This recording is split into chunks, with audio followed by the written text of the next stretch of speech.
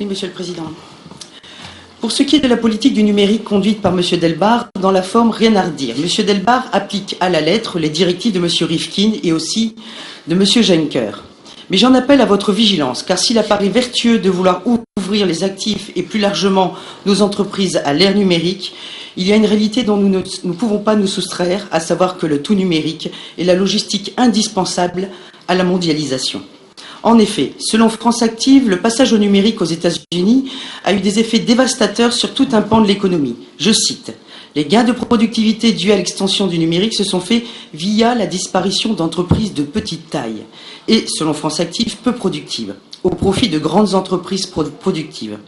En France, selon France Active, les entreprises les plus productives n'auraient pas suffisamment grandi, alors que les moins productives auraient une taille excessive. » Fermez les guillemets. Version plutôt inquiétante pour nos artisans.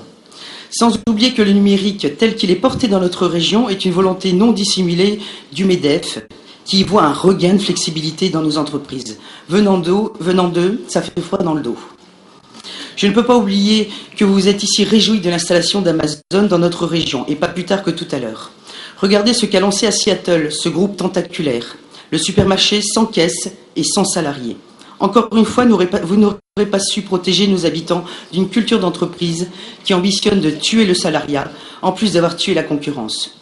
Je serais également à peine étonné d'apprendre que l'implantation d'Amazon, chez nous, a précipité le déploiement de la fibre. Car finalement, le numérique profitera principalement aux propriétaires de plateformes d'applications, propriétaires basés presque totalement à l'étranger. Vous ne l'ignorez pas. À moins que vous engagiez une active politique de formation et de montée en compétences vers nos artisans, nos commerçants, TPE et PME, pour leur permettre de réussir l'indispensable adaptation à la révolution numérique. L'avenir nous le dira. Merci.